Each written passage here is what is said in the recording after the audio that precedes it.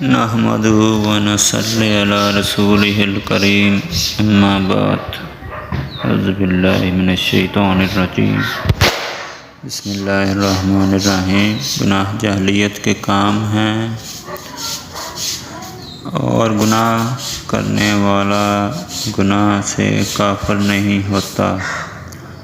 ہاں اگر شرک کرے تو کافر ہو جائے گا، کیونکہ یہاں حضرت صلی اللہ علیہ وآلہ وسلم نے ابو ذر سے فرمایا تھا، تو ایسا آدمی ہے جس میں جاہلیت کی بو آتی ہے۔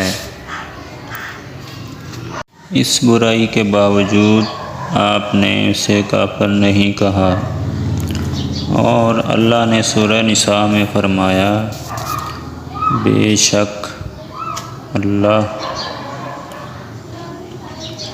شرک کو نہیں بخشے گا، اس کے علاوہ جس گناہ کو چاہے وہ بخش دے۔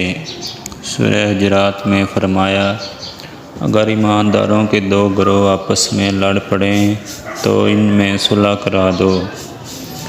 اس آیت میں اللہ نے اس گناہ کبیرہ قتل و غارت کے باوجود ان لڑنے والوں کو مومن ہی کہا۔ دوسری حدیث سماعت فرمائیں۔